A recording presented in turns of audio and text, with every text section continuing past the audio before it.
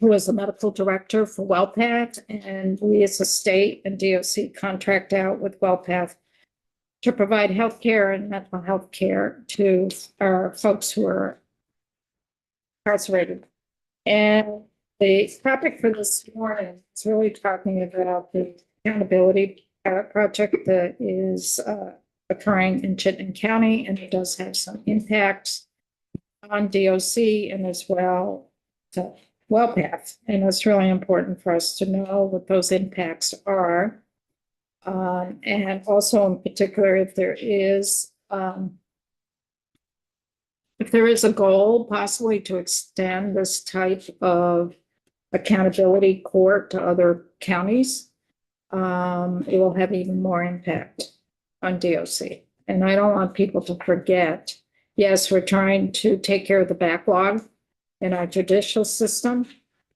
Yes, we want immediate consequences for folks who are offending and reoffending, but the back end of that is DOC. And it may end up putting more pressure on DOC. And I think we have to be cognizant of that and bring that to the discussion as well. Because I don't think very many people think of the back end of the program or the back end of the criminal justice system. And that's what we also need to focus in on. So at this point, I don't know if the commissioner wants to start or if it's Dr. Eulinger that will go. With your permission, ma'am, I'll do it. You want to start and then we'll go over to Dr. Eulinger? Yes. Okay, welcome. And then if you, Commissioner, if you could identify yourself for the record. Good morning, everyone. Thank you for having me again. My name is John Murad. I am the interim commissioner for the Department of Corrections, and it's good to see you all once more. Golly, I think it was only 3 days ago, 2 days ago. So See a lot of us. Feels like an eternity. It feels like a month. Too much. Well, that's I don't think so. We will I won't feel that way. I'm very glad to be here and to get a chance to talk about this issue around both the I'll call it accountability court for the sake of conversation, but I don't think that's what they like to call it. They sort of it's a special court designed to clear through a long list of people who had 5 or more dockets, and those individuals had been sort of waiting for trial for some period of time. And so it's certainly a large component of the backlog that has existed in the court system really since the pandemic. And to my mind, it's been remarkably successful in that venue, at least in Chittenden County. Chittenden County was really an ideal place to start it, owing to population density, owing to the number of people that were there.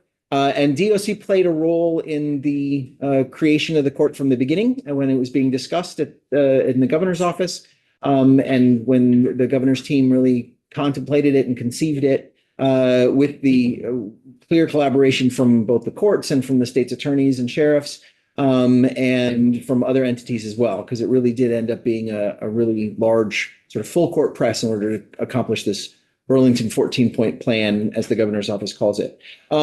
As part of that 14-point plan, DOC was tasked with expanding pretrial supervision, which is something that was on the books already, legislative work thanks to this committee and the Vermont legislature. It was a pilot that we had initially begun in the Northeast Kingdom, but we hadn't really been able to get much traction with it there. And we moved it instead to Burlington to coincide with the creation of this 14-point plan. We also expanded the availability of certain kinds of substance abuse treatment in our system. And specifically at Northwest and Chittenden Regional Correctional Facility, the women's facility and the male facility that is most likely to be the location where people sentenced or remanded from the Chittenden courts would go, the Northwest facility in Swanton.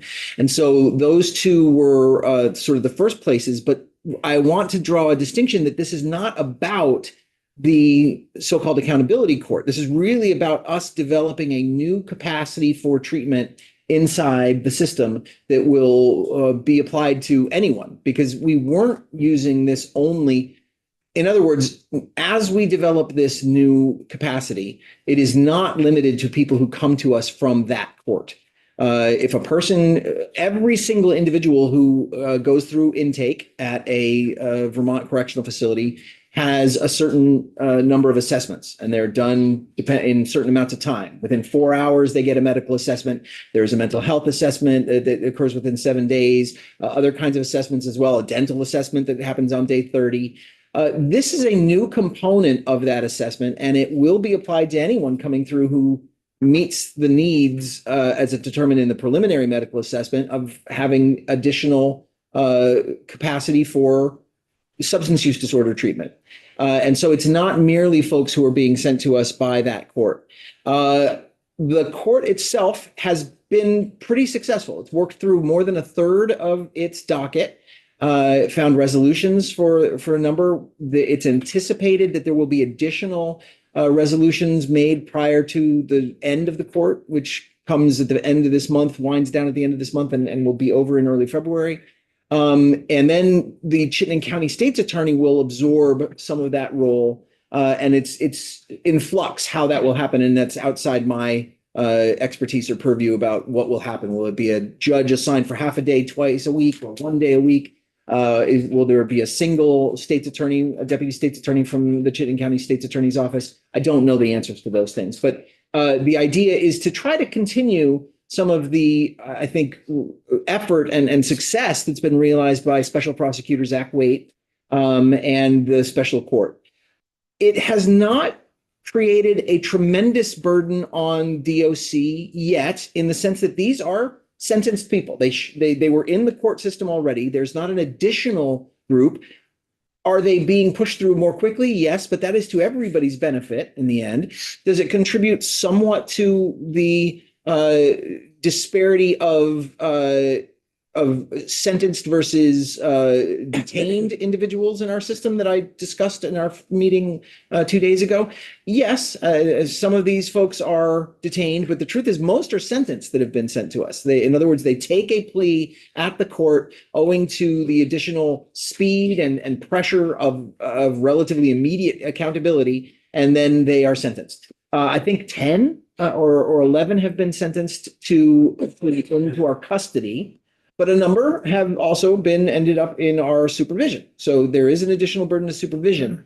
But pretrial supervision has only amounted to 6 total people, 6 people that were put on pretrial supervision as a new kind of service that the DOC provides. So the others have been at the end have taken a plea and then have been put on to supervision of some sort via probation. And that is a role that we are to play. That if the sense that there's a little bit more because the court is more speedy, yes, that is an example of additional sort of work for the department, but it's also work that we are supposed to be performing. So Can I yes. just have you back up the 6 people on pretrial? Yes. Tell me, I just missed kind of the impact. Sure. These are folks who are placed on pretrial because of the quote unquote accountability. That is correct. So those are individuals who were referred by the court to pretrial supervision while their case continues to move through the court. And of those 6, no violations have been reported, at least in the last a couple of phases. I get a weekly report to that effect. And there have been, I think only one, there's been a total of 6 received, and only 1 is actively on pretrial supervision right now, as a matter of fact. That's the difference there. I think the others have either taken pleas and ended up, now most of those who take pleas will probably end up on our regular supervision, Right. being probationed or, well, not paroled, because few of them are actually going into the system. Some number, I don't know, sir, and I can find for you the answer, but I don't know the number of if there have been 6 total referrals, 1 is currently on active supervision, the other 5, how many of those were remanded to custody? How many of them are on supervision? I don't know the answer to that. It's also possible that some of them were found not guilty or ended up having no further interaction with DOC. 10 individuals have been remanded to DOC custody from the court, the accountability court.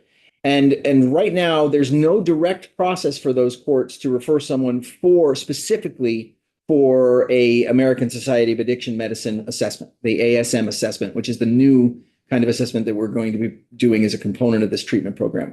What I mean by that is that it's not up to the court to say, this person must get that assessment. That is a component of our normal intake process of the assessment that's done within the first 4 hours, and then the next and lengthier assessment that's being done by a WellPath employee. WellPath is onboarding a new clinician who will be able to do that work and continue to do that work even after this court ends. It is our intention to be able to roll that out, certainly continuing in these two facilities, but ultimately throughout. And the ability to provide the next stage is also that clinician would provide not only the ASM assessments, but also the therapies, including, for example, group therapies, et cetera, that are necessary to create a model that inside our system echoes what would be called an intensive outpatient program, or IOP, in the non-incarcerated world. Yes, please, I'm happy doctor. to take people through what the what of all that. Yeah, is. we'll So have you, just- we'll have you yes, up, I just doctor, wanted because to I want give to, it because up. I know Thank you, sir. giving the introductory, but we'll get into some of the Yeah. nuts and bolts of it. Right. So again, another clarifying. So 10 people have been remanded for custody. Yes. I think you said there's no method right now for referring them specifically for the substance use assessment. So of those 10 people, some of them might have been only substance use assessment, or are you saying that the 10 that have been remanded are there for other criminal? The 10 that were remanded, some number of them may have gone through this assessment and others may not. I don't know the number for that. I will say that They're all there for behavior that violates law. affirmative. So there, of the 43 total individuals representing, I think, 800. 382 dockets. So 800 is the total universe, sir, of dockets. The ones that have been resolved at this point is somewhere in the order of just under 400 dockets. Those represent 43 individuals who had among them nearly 400 dockets. And of those 43 offenders, 10 were incarcerated with us. Another 4 were incarcerated, but with a split to serve sentence, which means they don't automatically go inside. And others are on various forms of probation or other kinds of supervision.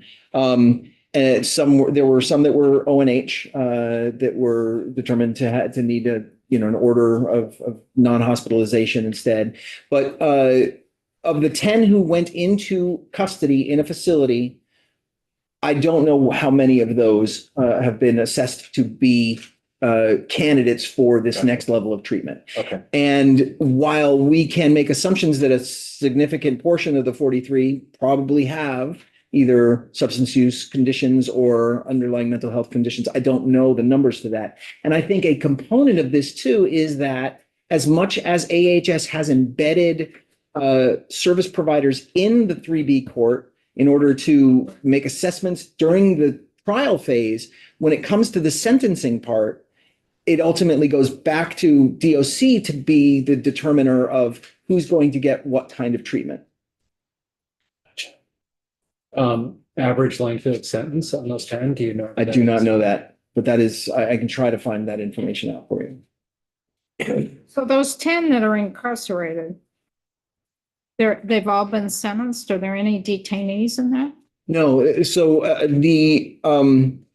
those are not, these are of the 43 offenders who have been resolved. And so they would be sentenced and incarcerated, not detained. So they would all be sentenced. Affirmative. The 10.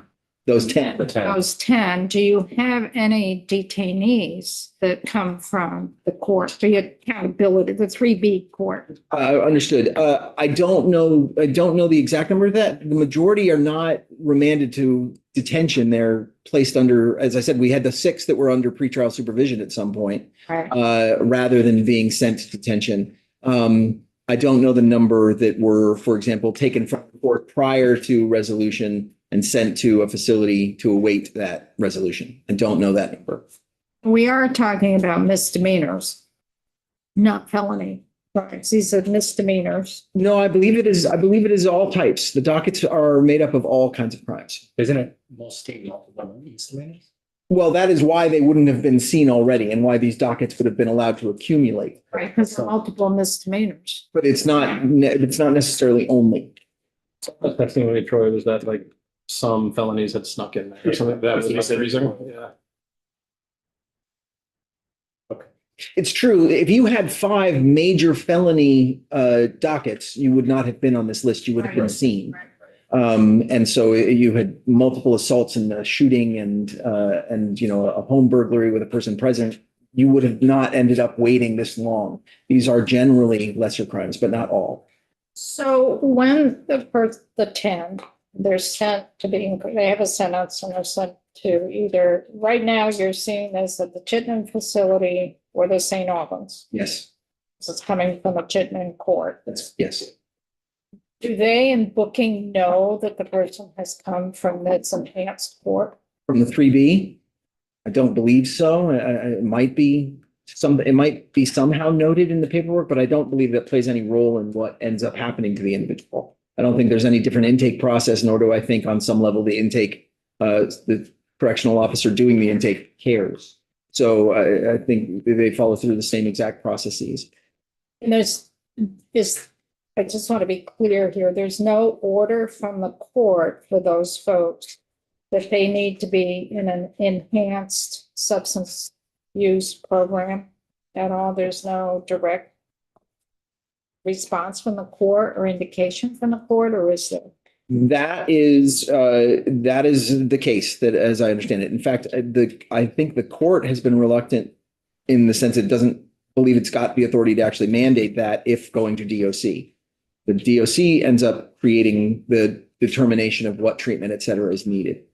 That's different for a person, for example, who gets an ONH. Then the court is making a different kind of determination. What's on it? An order of non-hospitalization. But if they become incarcerated, they have a sentence, and the goal is for these particular folks to have enhanced treatment. But DOC doesn't know that these particular folks went through the expedited court procedure.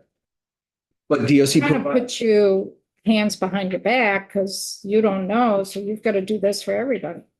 We want to do it for everybody. I think that is ultimately DOC's goal, is to say we provide this new level for anyone, whether that person went through the 3B court in Chittenden County or whether that person was arrested in Barry and is brought to Northwest owing to the closer facility might be Springfield or Rutland, but they are not allowed there anymore because they've been inside before and have had, fights or something. And so they're brought to Northwest and they go through the exact same screening that anyone coming into the facility does. And included in that screening is an assessment that, you have a substance use disorder that not only will be eligible now for the MOUD that we have been providing for several years, but for this additional level of treatment that we are working to get going.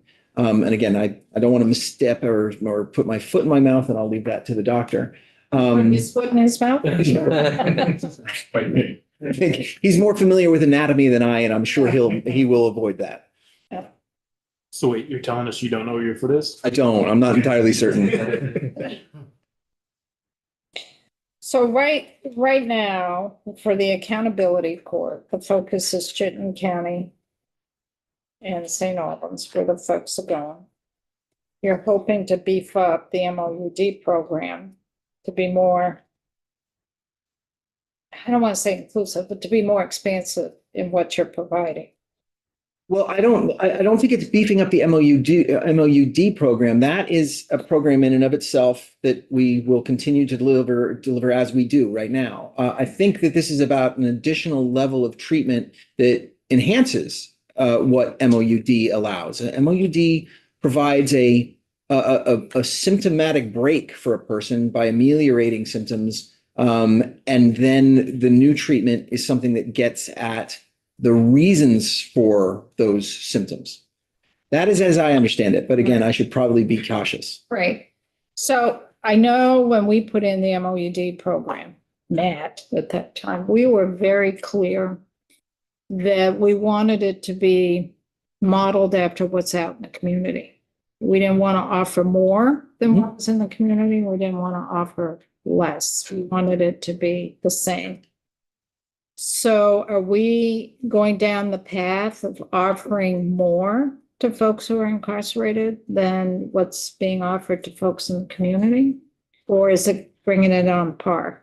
I would hope the latter, that we are bringing it on par. I think that it's sad to say that many of the folks who end up in custody probably are not accessing this level of care in the community, but that is not to say that it doesn't exist.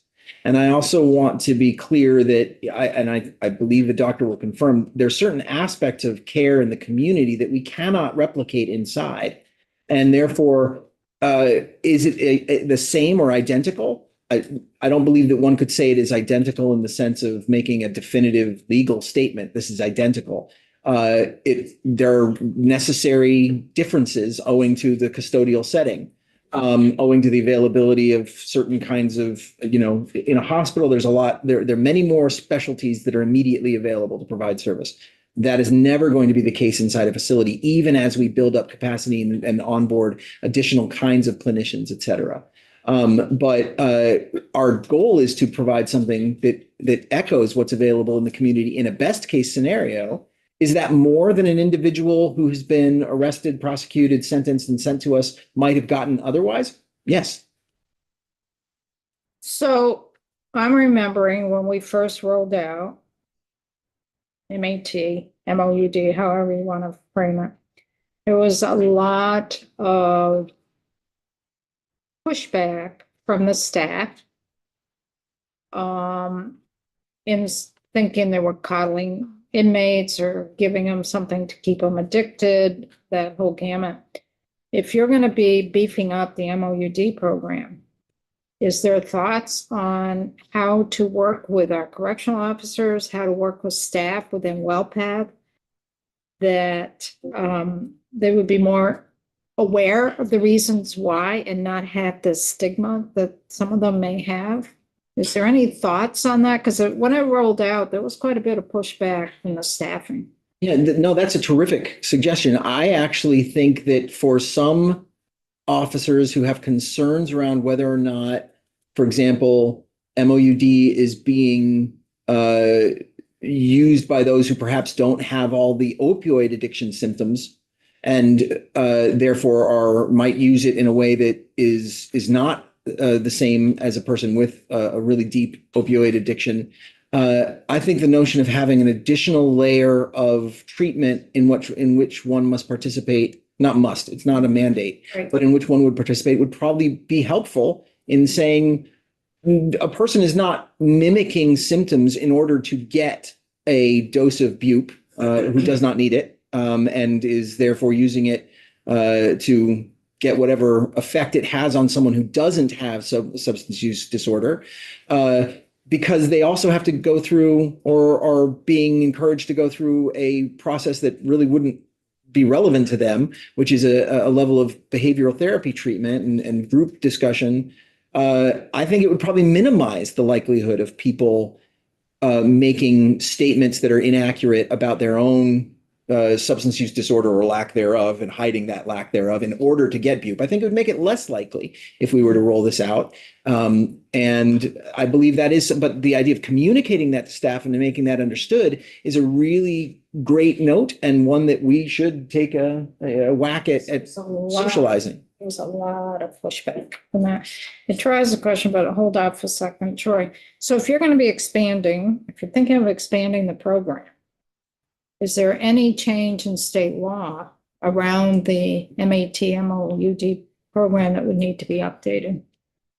I don't know on that. I Ally? don't believe so. It might be helpful. Well, the law only allows MOUD for sentence folks, not detainees.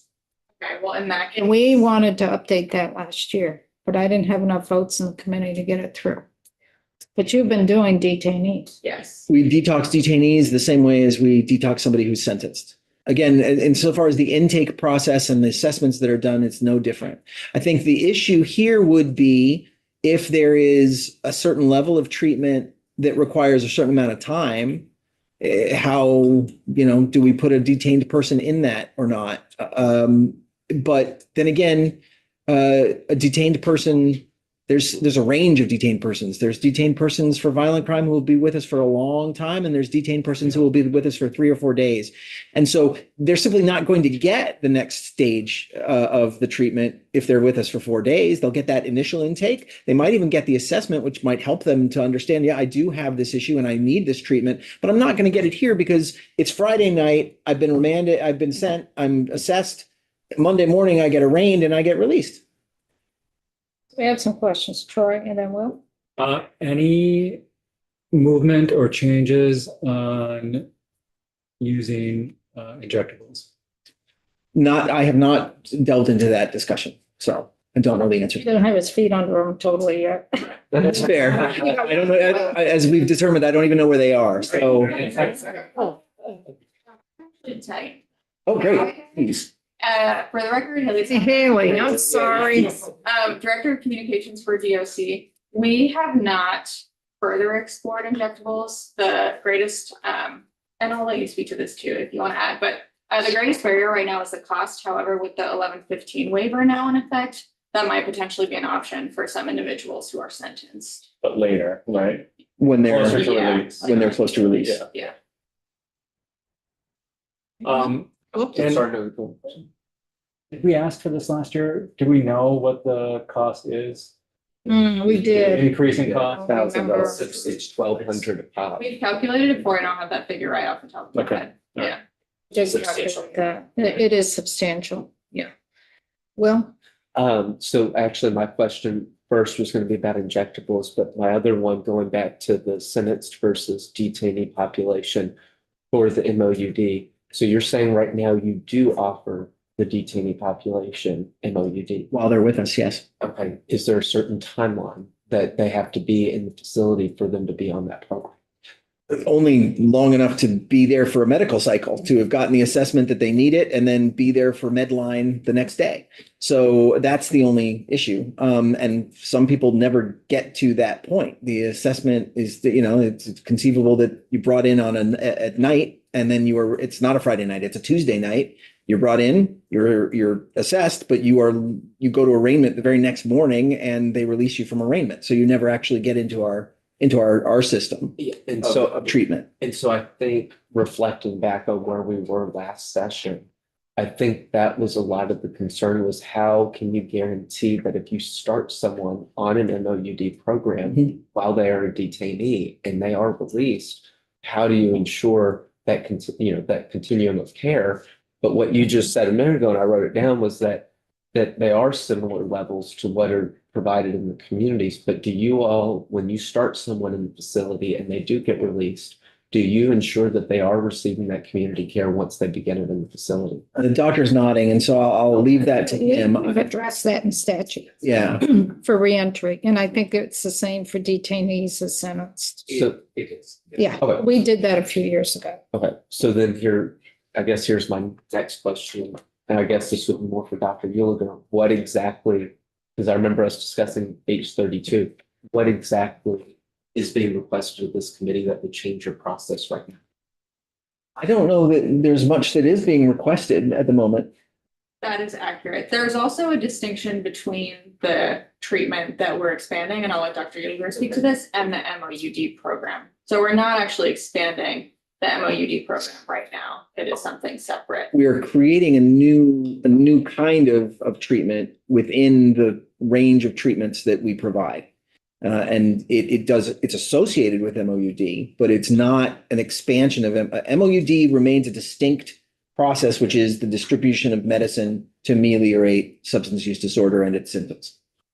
So then just help me follow along because I'm having trouble connecting the dots here. That MOUD program, this new program you're creating is separate from MOUD, but is it similar or is it separate Or in it that it's more, augments. it's hype? Or it augments. I will leave this to the doctor. I'll speak in detail. That's my plan. He's gonna put his foot in his mouth. Yeah, okay. You found it? I know. I've managed to locate it well enough to avoid putting it in my mouth. Awesome. I Anything think else, Phil? Kevin has, no, I'm good, Kevin. Kevin? Totally different track. Remind me how WellPath bills for the services to Vermont State. Is it per person, per contract, per prescriptions? How does that billing get calculated? It is based on headcount and it's a headcount range. And when that gets crossed, we reevaluate the contract. There's also additional sort of not riders, that's an incorrect term, but there's different schedules of compensation for beyond headcount for things like hospitalization. And the first phase of hospitalization is paid by one party, and then additional hospitalization fees are paid by the other party. And then beyond that, we work it out in the terms of the contract. So it's a little bit of both. It's both the overall headcount and the range. And frankly, our headcount has gone up. We do need to think about how the budget changes with our WellPath partners. And then the other piece is not just the headcount, but the specific services provided, particularly when it comes to the need to send somebody to hospitalization or to do things that go beyond sort of the normal process. So what I'm hearing. And the doctor, I think, is. So what I'm hearing is it's an all-inclusive up to a point. And then if you got to go to the hospital, that's over and above. That's a la carte. And I think the most important point that I always emphasize is WellPath does not do better by withholding care. There's nothing in there. There's no incentive. When I'm approving non-formulary medications, I take it very seriously because it's a pass-through. So it's the state's money we're spending on approving those medications. So we don't do better. Or the other way around, to overprescribe, That's bill correct. more. So, That's okay, correct. good, great, thank you. You probably told me that last session. And I forgot. No, that I have to remind myself. Thank you. It's fine. So is there any other questions of the commissioner while he's up, or is there more you want to share with us that you dare? But I can think, man. Um, Well, I think I want one more clarifying question, going back to the accountability court, because you mentioned that the people that are going through the 3B docket are at St. Albans. Is that correct? No. They're sent, the males on that docket are, if remanded to our custody, are sent to St. Albans facility. But there have actually been some people going through the 3B docket who were not at St. Albans. They couldn't be. There was one individual, for a variety of reasons, just was not eligible to be in that facility. so how did you know that? How did you know that that person came from that court 3B? And Because they got moved to either Newport or Springfield, but how did you know that? they were summoned to the court they were summoned to the 3B court, and we They were were able to already say, incarcerated? correct. And we were able to say they're not at the nearest facility, nor can we move them to the nearest facility owing to the reasons at hand. So they were already a detainee? Believe so, yes. And how many situations have occurred that it's been a current detainee that would then be subject to the? That is the only one of which I'm aware, That's the only one. of which I'm aware. So can you refresh us, and maybe you know this, and maybe you don't, maybe it's Dr. Eagleton, what our contract, how much we pay WellPath? I don't have that exact figure in front of me. That would be good to get so that committee members know, and it's a 3-year contract that's renewable, and it's going to be up for renewal. It is it is a component of this year's budget, which I really can't. DOC budget that you're Affirmative. submitting in FY Yes. 27. Correct. And I can't give those numbers at this time, but yes, it is the WellPath contract, and any changes that are or are not needed to it is a component of that But budget. you'll have to go out to bid, won't you, for a new contract, or is it implicit that there is a renewal clause? Don't know the answer to that. There's a two 1-year renewal clause. It's the first one that starts this July. Okay, great. Last year, when Dr. Eulinger was here, Yeah, you get to know, it's good. it was 39 I million, was thinking. which I 30. divided by the 1,400 prisoners at the time, which was $27,000 per person per year for meds.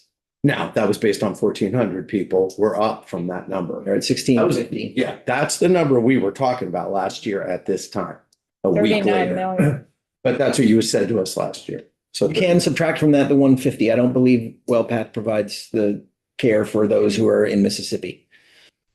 You don't know if that includes. sure, then, you know, but Then it's but the even- 39 million was It an actually raised the per person cost. So it's actually higher. Yeah, correct. It could raise I the, don't know if you But could, not much. Well- but I don't know if you could We're paying for extrapolate it Mississippi. out quite No. like Paying for that. Mississippi on top of But you're it. paying for staff. Yeah. You're not just paying for Mitch, you're paying for staff and the whole operation. So I think you gotta be careful. Yes. It's not, you take that 39 million and divide it by the number of folks who are incarcerated, because it's not those folks it's fair. who are getting all of the money from what, I mean, you're paying for Dr. Eulinger. You're paying for Yeah. the infirmaries, staff in the infirmaries at all of our facilities. You're, There are levels of There's care that a lot. make the whole system much more expensive than it would be to take care of anybody. Than a 24-hour nursing staff at every Oh, yeah. facility. Yeah, actually, that's pretty cheap. It's like 26 or 27,000 per person. I just took the 150 out of the 1650. Sure. You're about 26 grand, but that's pretty cheap when you talk about, 24/7 care. yeah, when you 24/7 care. I mean, Pretty sick people too. yeah, it's not bad. So I think It's we have to actually be a deal. very, very careful with those numbers because it Yes. can get interpreted quite And differently. I don't share that with anyone but in here. Right, Well, but yes. you also have the And the overhead, camera. you have the overhead costs, so it's not direct medical, so it's not direct medical bills or whatever the folks who are incarcerated are getting. You've got the overhead costs of the staff Well, and the operations of it. No, you're absolutely right, ma'am. It's no different than noting that, there are, per person, it is less expensive to house a person out of state in Mississippi than it is to house them in Vermont. And yet moving folks out of the state doesn't actually save us money in Vermont in the long run because the overall costs are really built into how many correctional officers we have and how many buildings and facilities we have and how much food we bring. The food is nominally affected if we move people out of our facilities to an out-of-state facility. But that is a fractional component of what we're actually calculating. And so the sort of per head count cost does not really change at all if we have 300 people out of state or 150 people out of state. And I think it's probably useful to think about the medical costs in a similar way. That said, the head count is a component of our contract. And if there are changes in that, they will be presented in the budget coming up. We only move our healthiest people out of state. That too. It's really sick. And that's not me, some of them are taking that, so it doesn't. Depends on, the- Yeah, right. depends on the. But I mix. got you. If it's just maintenance like blood pressure, cholesterol, maybe a Yes. little diabetes, maybe a little different. than Yes. Cancer. or Alzheimer's or whatever it may be. So let's put the doctor in the hot seat. Thank you all. Thank you. You'll be coming back a lot. I feel so. Sir, your phones. Oh, thank you. Yeah, I don't know. No, you don't want. So welcome. Yeah, thanks. Good to be back. Yeah. So can you introduce yourself for the record? Sure, yeah, Jim Muliger. I'm the medical director of WellPath at the Vermont DOC and board certified in family medicine and addiction medicine and practiced in Vermont for a number of years before I did this. You're right. I'm happy. I just thought, so first of all, Commissioner, thank you for going through the many things that are out of my wheelhouse. And maybe, I mean, I'm happy to take this whatever direction, but I was just keeping track of some of the things that I could clarify from leaving off where the commissioner stood. And I think the place to start, and we got there a little bit, was the difference between MOUD and substance use disorder treatment. And MOUD is medications for opiate use disorder. So that's really buprenorphine, methadone, and naltrexone. And that's what it is. Now it's related to the other treatments, but the other treatments are therapy, they're dialectal behavioral therapy, they're cognitive behavioral therapy, they're group therapy. That's all inclusive, including the medicines and substance use disorder treatment. So far, we have been offering medications and we've been offering counseling in groups, etc. The thing, so that's the difference. So there's substance use disorder treatment that's all inclusive, there's therapy, and then there's medications for opiate use disorder. The thing that's important to know, and this can make it clearer about what we've been asked to build here. When you talk about therapy, there are different doses of therapy. Similar to if somebody has pneumonia, there's oral medication, there's IV medication, and there's the intensive care unit. When somebody is being treated for opiate use disorder, some people, we give them a pill and an outpatient and send them home and see them again in a week. Other people are at an inpatient facility and are seen every day. So those, the commissioner referenced the ASAM levels, the American Society of Addiction Medicine levels.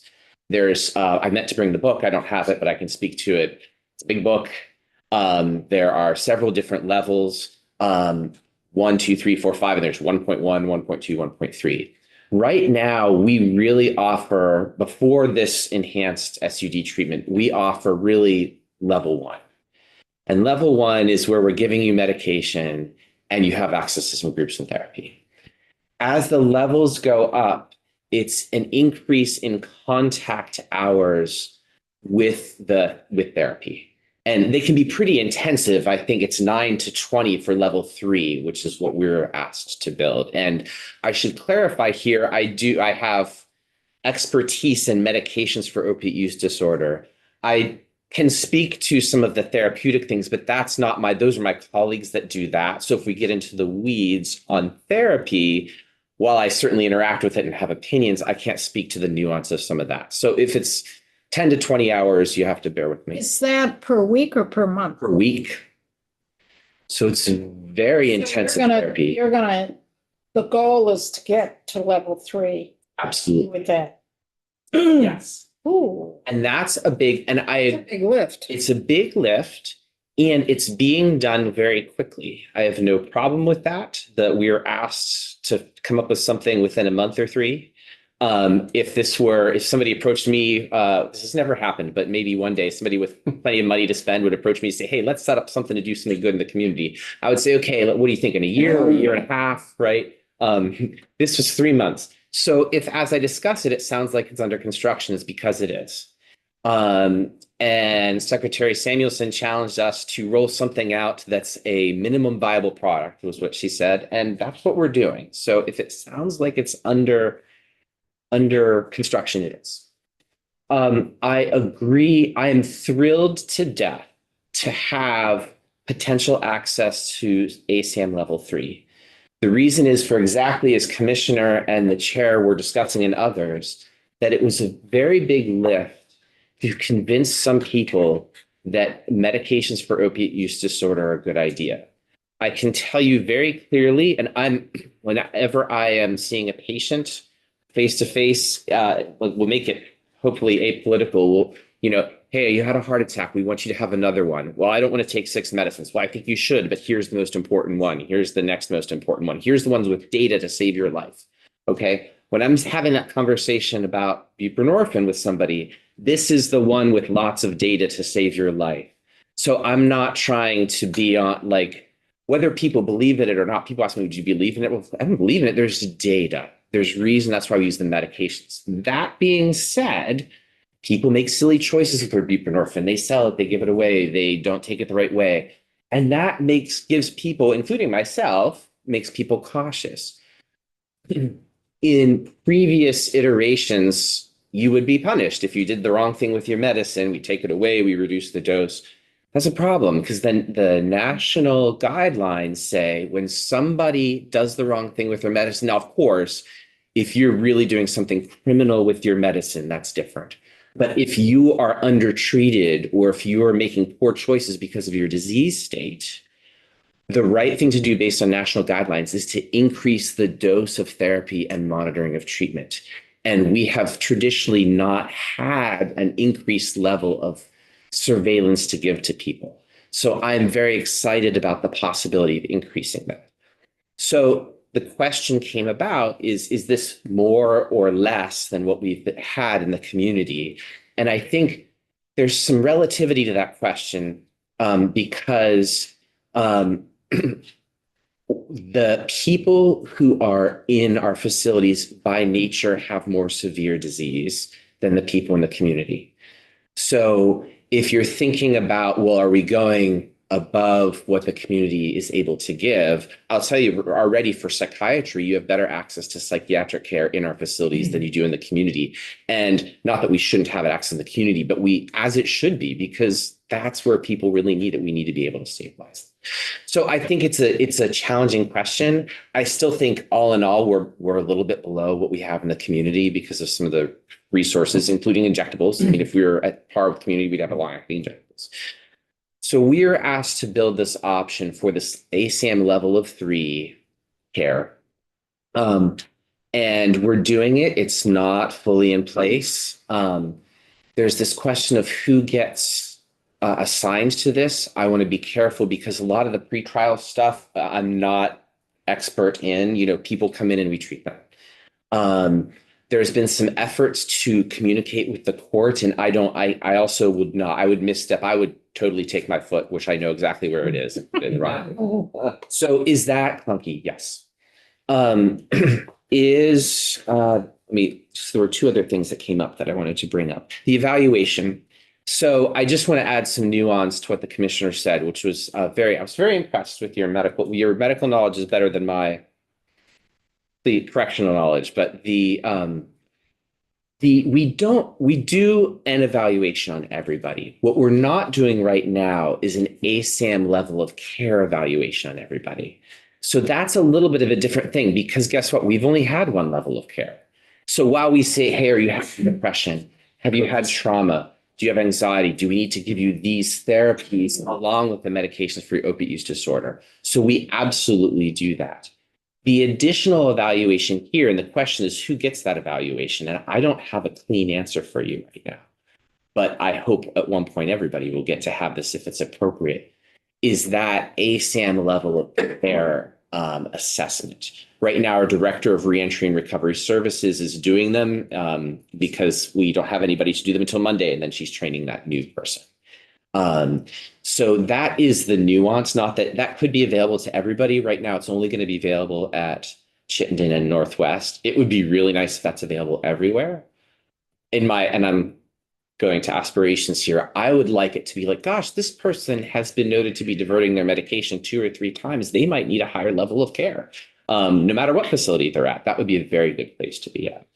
And I think that's less of disease. I would love injectables. What are we asked to build? And it's going to get people on board. I really do. So if we're only, and this may be more a question for the commissioner than for you, but if we're going to initially roll this out in the Chittenden facility and the St. Albans facility, and you just alluded to there could be someone in our other facilities that really could use this, would there be movement of offenders within the facility so that that person who may be in Rutland or St. Johnsbury or Newport or Springfield could be moved up to St. Albans and then? I would love us to both answer that question if that's because I get asked by your team often, or I'll ask them, I'm like, can we move this person to be closer to the specialist? And they're very collaborative. And they always say yes. I don't know how you feel about that because population and services, Northwestern has, I think, some of the sexual offender programming. It depends on the programming that they're involved in, but if they're involved in that programming, but there's someone in another facility that doesn't need that program, you're going to pull a person out of the programming to do a switch? I don't see. Well, no, so we're always thoughtful about that. And we do that. So Yeah, then, that creates challenges as far as if somebody is attending programming and if right now Northwest is the only place where a male can get this 10 hours a week to 20 hours a week is a lot. That's particularly when you have to recognize that you cannot just put the person in a room for that entire period. There are head counts that have to be done. There's movement for food that has to be done. And these things it is a prison. You're not allowed to just sort of move at your own pace from place to place. That is going to interrupt the ability to have 10 hours easily delivered in concrete, discrete chunks. That said, if that is where we're doing it, and there is an individual at the moment, we don't necessarily have the ASM level of assessment being delivered elsewhere. So I don't know that I would know that a person at Springfield needs this additional level of treatment at the moment. Is that something we would like to increase? Sure. But the individual who's being onboarded is a licensed, rostered, master's level clinician. And that's a hire, that's a big hire. I'm really impressed that WellPath and deeply pleased that WellPath was able to post for that and get that person hired and identified in such a short period of time. But that's one individual who will now be doing assessments at 2 different facilities, and then will ultimately be starting to deliver some of this treatment at those 2 facilities too. And that's only because those 2 facilities happen to be close enough to each other that commute is viable. It is not viable for any of the, well, maybe northern and northeast, kind of, but not really. And so how are we going to do that? This is all additional talk. We're not anywhere near doing that at the moment. So would we, if we identified an individual at another facility, bring that person? All things being, if we can, yes, we'll explore it. I'm glad to hear the doctor say that the teams are really, that they are willing to do that and that they work to do that. But if if the only way to do it would be to move an inmate who is in sex abuse treatment or sex offender treatment, at Northwest out, then I probably would not recommend that be done. And let me be clear, I'm not the one making these determinations. I don't even dial into these determinations. They're made by really expert people at the staff level below. And we do it on a case by case basis all the time. So that 8 to 10 hours per week, is that done individually or is it group? It can be both, and it includes a lot of things we already do. Like especially for when somebody's new in the program, and that first week they might already get 4 hours, just because it includes case management time, seeing the provider, and especially in the first week or 2. So it is a big number. One of the things I was very cautious about, and thankfully everybody was responsive to that, because there was a bit of an effort. Well, let's count everything we already do. I'm like, no, we're not just going to say, hey, no, this is level 3 based on what we do already. We have to add new services, but there is some stuff that's already happening that. So it's not necessarily one-on-one. I'll set up for you for data on knowing a year from now the efficacy of these increases. Yeah, that's a great thing. And it's a great question. And I guess, what will your measures be too? Yeah, well, that's what I'm wondering, and I would put that, what would you all want the measures to be? I could think of some, but I don't. Diversion. Yeah. Diversion would be the big one. I think diversion would be one. There's so much of this extends. A lot of opiate use disorder treatment, including medications, is saving lives after people leave. Yeah. That's hard to. And that's a hard one that would be mine, but how would be? And some of it's going to be qualitative, right? Yes. Yeah, but I don't know, do you have a data team that is putting this in place? Like these are, and do we know what our measures are now? Yeah. Of how, I don't know how you're measuring success right now for substance use treatment. Yeah, so we have CQI, we have continuous quality improvement. We have a very nice resource related to CQI. The measures are challenging because of, and forgive me, it's because of Correct Tech. It's very challenging to. Because why? Because of Correct Tech, because our electronic health record is, so we are continually evaluating what metrics do we follow and are they the right ones. But you're right. I don't know that we've identified one specific one. There are CQI measures for MOUD, for buprenorphine. Are people continued from the community? Are people started within, I forget which number of days. I can't rattle them off the top of my head. But. And then what are your hurdles right now for tech and Wi-Fi? Oh, thank you. Those are huge. Yeah.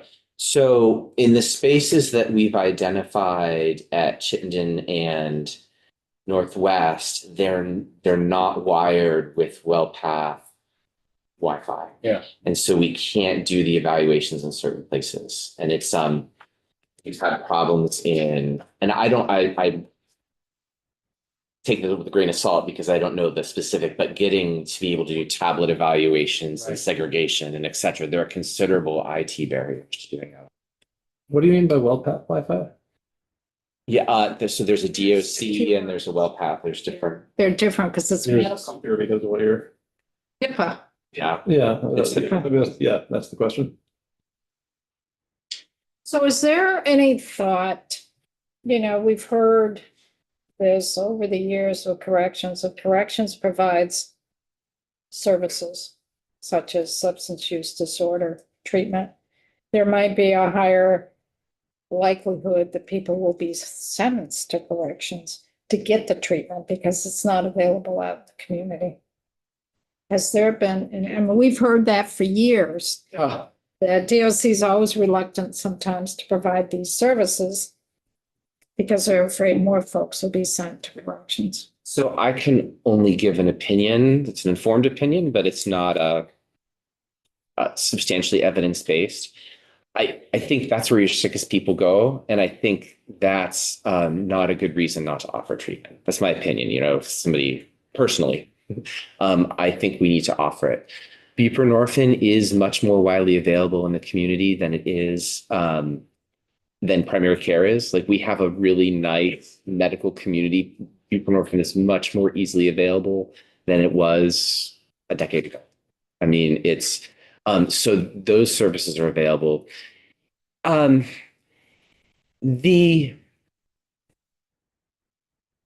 We're not obviously going to mandate anybody to be in treatment. So just that it's available doesn't mean that It has to be they're gonna get it. medically necessary Yes. by law. Well, agreed, but even if it is medically necessary, people still can say no.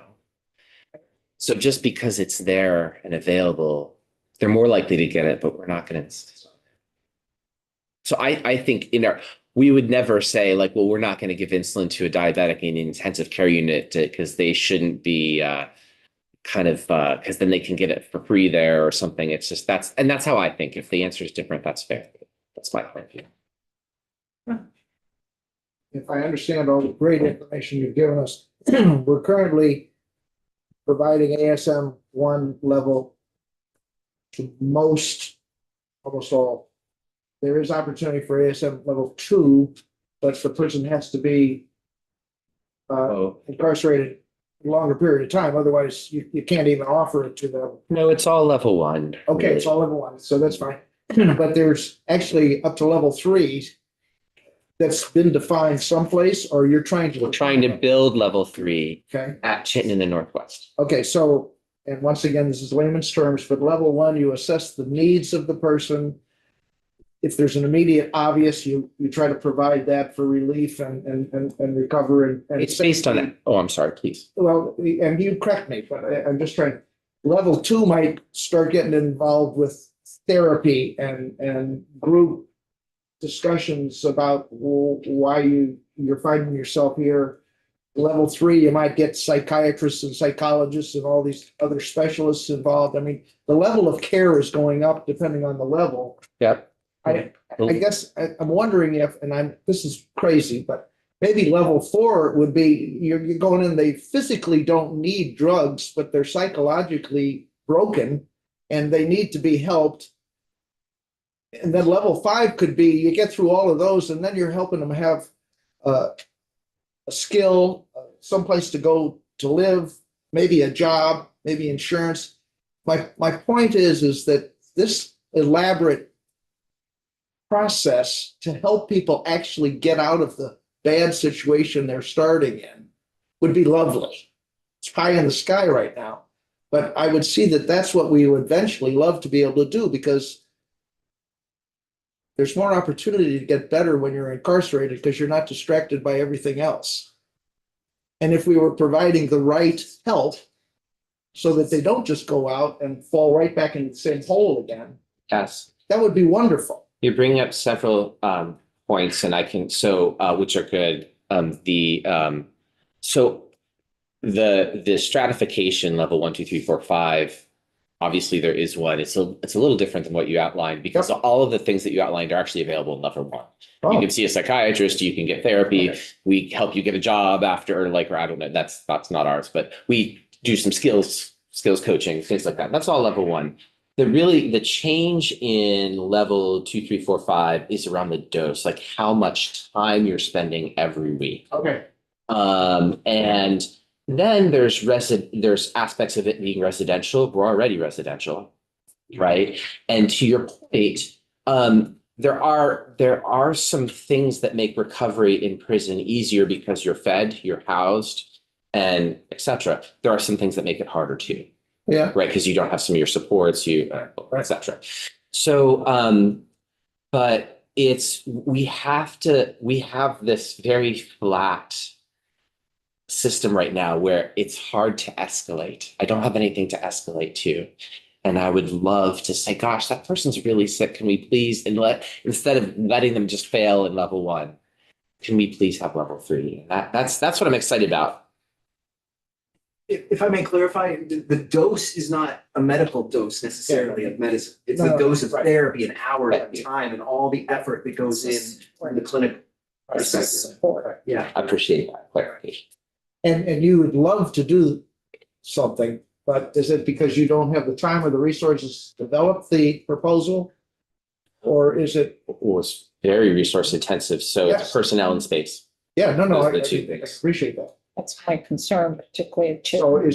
is your development, I don't mean to be crass, a sales pitch to the state of Vermont, or is the state of Vermont paying you to develop this next level care? Well, and for clarity, and I don't, so we were asked to develop this by the governor's office. Happy to. I'm said this in this committee before, I'm not the dollars and cents guy, but I did say like, we can't do this if it's not resourced. Like, I'm not going to pretend like we're doing this because I didn't want to set up for failure and then. WellPath did not upsell us. We asked a lot of them. No, I'm saying, I'm not suggesting we did anything wrong or right. Sure. As a sales guy, I know that some proposals are paid for, Yeah, okay? And some proposals are generated because you want to gain more business. And that's, either way is fine. I would love to see us get through levels 1, 2, 3, 4, 5, X, Y, and actually have people yeah. fixed. And I know that's not the right word, but helped. It'd be interesting to see what's in the governor's proposal for the DOC budget. It's where the rubber hits the road. And we got 2 weeks to go. Yep. On 2 weeks. So, and I'm sorry, I don't mean to, but that's as a medical provider, I'm prepared to die on a hill about not promising something that we can't deliver to our patients. Thank you. So, sorry. You said something in that exchange that kind of just flagged something for me. So I'm gonna develop my question here as I go along. Thinking and talking is not always my best approach. We're so used to it, Troy. So you were talking about some of the things that make it easier to do treatment in our facilities, right? Housing, food. You mentioned one thing that makes it more difficult, right? Disconnection from circles of support.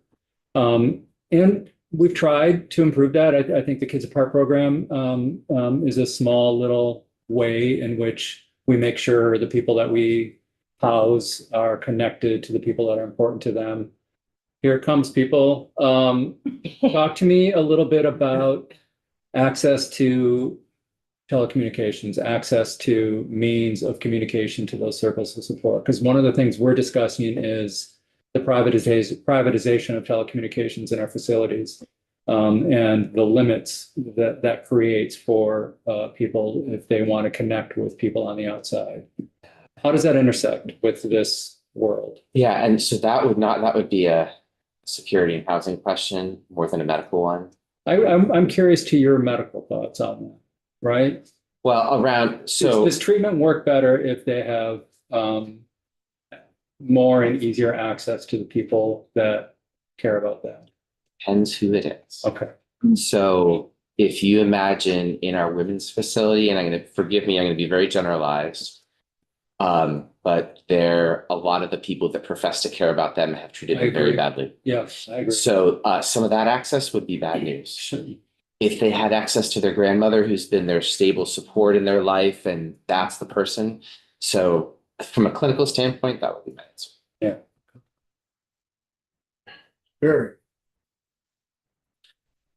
I wanted to come back to something just briefly, is that you also mentioned one of my big concerns, which is housing and other supports after corrections. And I'm concerned, and I'm going to be completely neutral on the governor's proposals. Like, our job is to but one of my concerns in looking at the big thing is I'm wondering where's the post-incarceration support if we get somebody better. So just, again, that's a professional, not a political opinion, but I'm just worried about that. Yeah, and, you know, So we. yeah, well, So There's two things I'm concerned about. One was this, what we just talked about with reentry.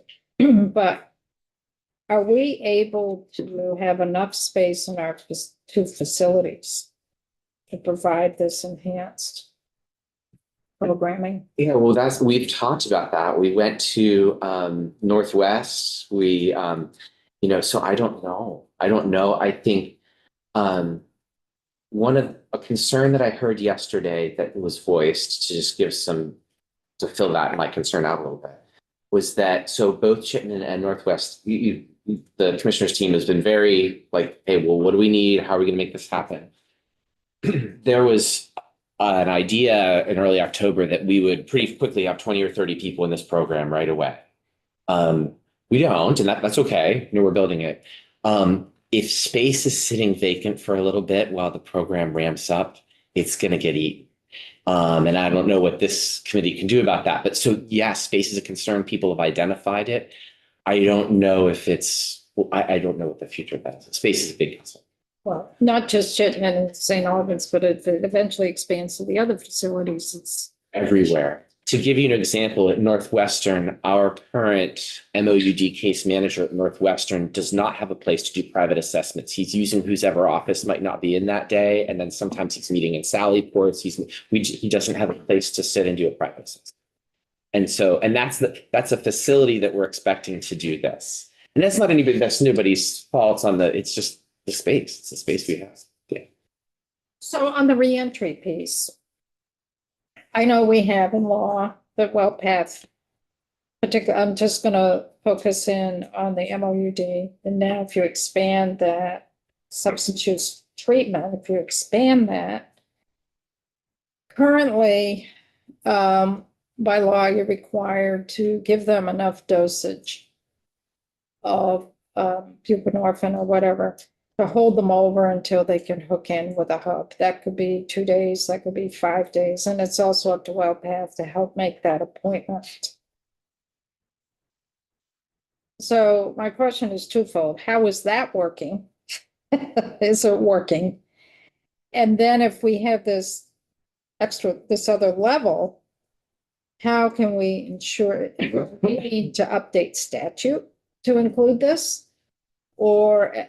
And what do you foresee WellPath having to hook in with a hub, I would assume, to make sure that the person continues with that level of treatment? Sometimes it's a hub and sometimes it's a spoke.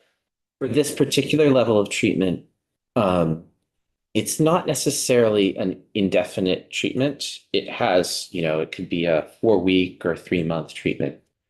And it is true that we don't exactly how the person will be with us. And this is all getting to your question.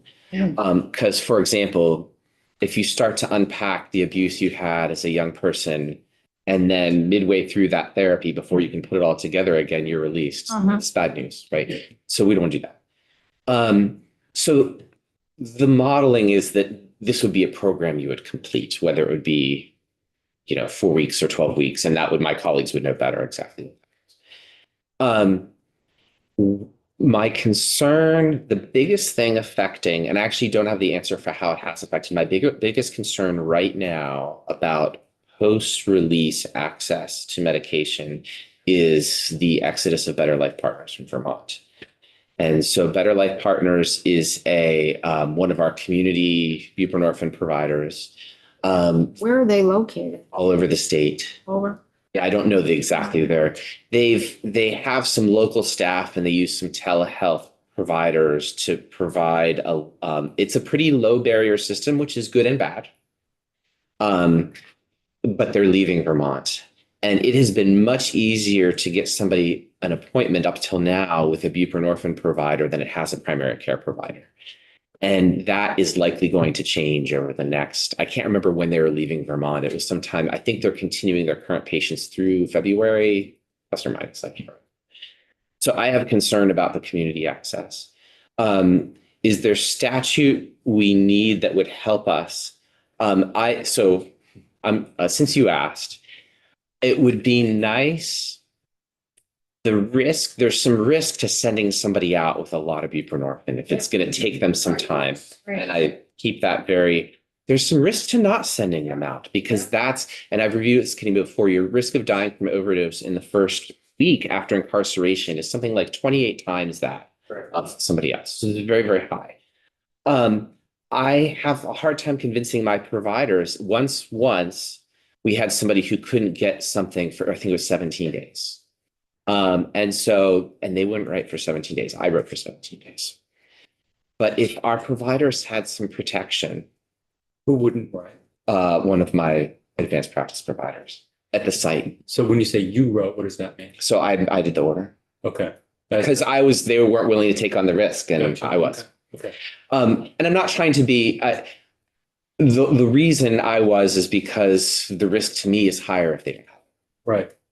And so if there was some, I don't even know what that would look like, but some statutory protection. And I think the state has done this. One of the things that comes to mind is there was a decriminalization of having a certain amount of bupe on hand that wasn't yours, if it was a certain number of doses, that made it a little bit easier for people that opened. So if my providers had a little protection for like, look, you're not like, it's more important for you to treat people and close that gap than it is because we can't determine what they do with their bupe. I don't want my providers to be irresponsible. I'm not saying, hey, here's 3 months of your bupe, good luck. Like that's not what we're doing. But they start to get squeamish when it's more than. So could you clarify what you mean by my providers? Is that? Oh, I'm sorry. Yeah. So, so as the medical director, I supervise about 10 advanced practice providers that do most of the care. We have a couple part-time Is that physicians. private providers in the community? No, these are our providers, WellPath providers at our facilities. So this is when somebody's going out the door, we give them medicine, we give them, and I've had people concerned about. Even the medicine? Well, not 5 days, not 7 days. This one, it was 17 days. Or 18, I can't remember what it was. What do you think that threshold is? Yeah, it's about 2 weeks. Why is the distributor, I don't remember the name, leaving Vermont or shutting down? Better Life Partners? I don't know. I mean, I have some Better Life Partners as a kind of a low barrier provider. There's some scrutiny that, maybe you have too low of a barrier, are you giving bupe to anybody? And I'm not making an accusation. I don't know, but they've had lower barriers than others. I don't know. It could just be a financial viability thing. I really don't know. So we're looking for like a shield law of some sort, I don't know what that means, but something where, protecting these providers from liability if they dose appropriate levels of. if somebody can't get an appointment for 21 days, that's the best we could do. We bend over backwards and we do. Our staff detained and left from court, like, let's get them an appointment. Oh my gosh, how do we figure out how to do this? They need 21 days. We give them 21 days. They sell it to their neighbor who's also on Xanax and dies. And then it's our fault, right? But we're putting people's lives at risk by not bridging.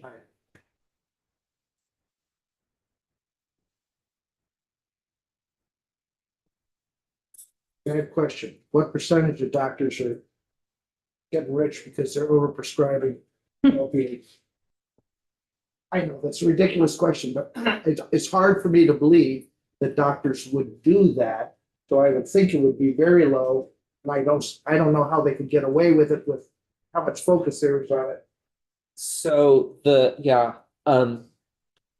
trained in the opioid crisis during the OxyContin days. That's when I was in training. Nobody that I knew wanted to get rich being a pill factory. Nobody. Right. Everybody, it was the challenge. It was, how do we help people be healthy? So maybe there are people doing that with buprenorphine. I don't know who they are, but this is something you get lots of scrutiny. There's perceived risk to your medical license. And sometimes I felt almost like criminalized or scrutinized, less so in Vermont than in other places. But I'm like, really for trying to save someone's life. Right. My brother, who's a retired doctor, said that one of the biggest problems is through medical school, they were trained that pain is bad and you do whatever you have to do to eliminate pain. And he now, on the flip side, is saying, no, that was the wrong approach. Yes. That some pain is necessary and better off for the patients because, in fact, they avoid many other problems downstream. So the training was actually at fault rather than trying to get rich. We were just saying, well, where are you? Level 1 through 10? Well, I'm at 8. So here's too much. So we had conversations in training. This was 2006. I sat in a room where an anesthesiologist said that there was no reason for anybody to be in pain ever. And I thought that is like just not true. I wish it were with all my heart, Right. but it's not true. Right. And then we had to do this pain score. And then, so I remember sitting in residency worried, like, okay, if we don't treat this person's pain, we're gonna get sued. If we do treat it, they're gonna overdose and we're gonna get sued. Like, what do we, I almost left primary care over this. And this is 20 years ago. It's part of the reason I'm in addiction, because I just didn't think that. So we're in a very different place. There's a lot to process here, a lot to think about. I really applaud what you're doing. I applaud what the department is doing. I think it's going in the right direction. I know there's going to be an increase in your budget in order to do this. Don't do this without money. And that's what we have to balance out as legislators. We're on a tight budget. People want to cut costs. People want to shift money to other programs. So it's going to be a balancing act. I also understand the space constrictions.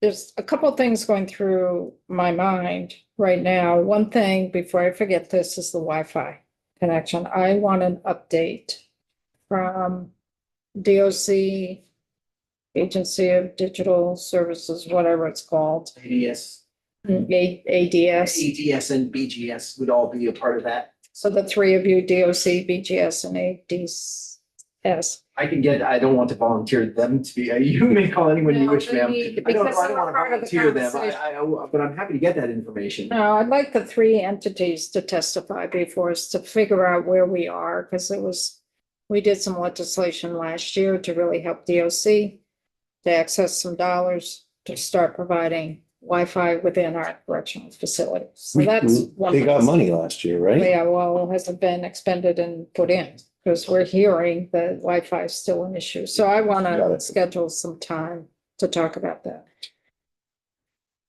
The other piece is the whole, what you're extending out from MOUD to the level 3 for substance use treatment as a whole. And I think we really need to look at statute for that. We do have the bill H32. We had the final draft was 4.1. I would like to work with our legislative council person to listen to this testimony, to look at current law that we have and the proposed changes in our last draft, because I think we're going to have to revisit this and really look at it to make sure the law complies with what the practice is proposed to be. Yeah. That's where I'm coming from. I hope the committee agrees with this. We can't have something in statute that is not reflective of what the practice is and vice versa. Yep. And I do support the expansion of this. I think it's really helpful. But there's going to be some real limitations. I'm worried about the increased population that's coming in DOC. That's going to put more pressure on this expanded program.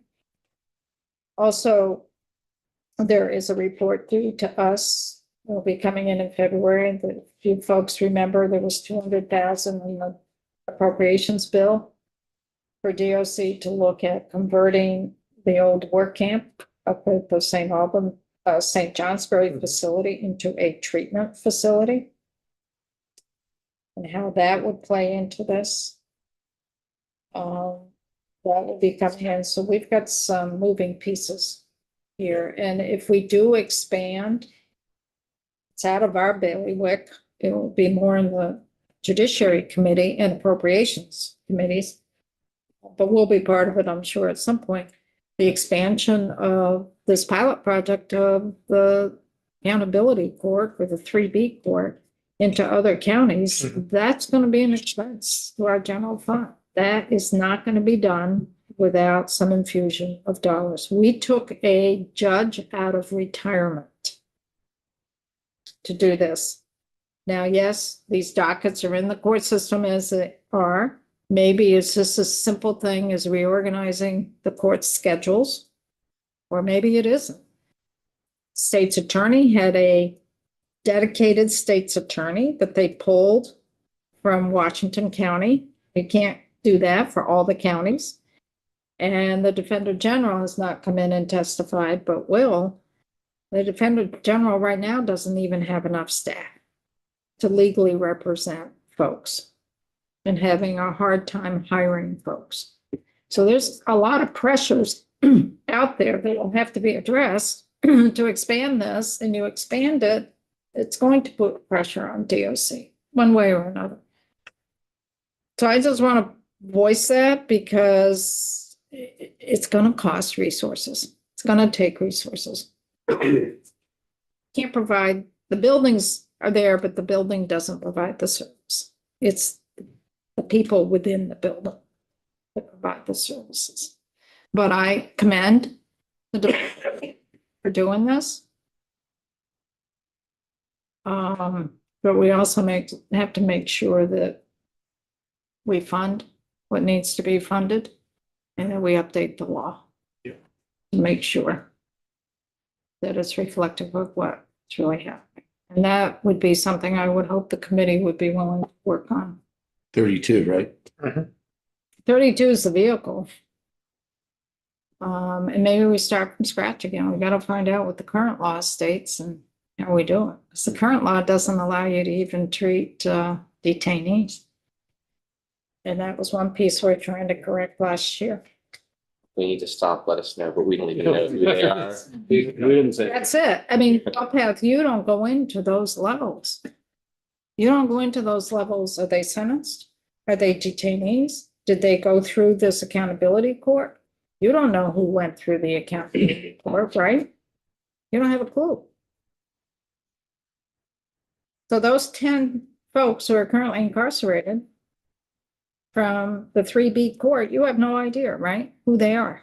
Not as far as I know. That has been a topic of discussion of how the communication would happen between the court and that's been a topic of much discussion. The mechanism has been worked out, I'm not aware.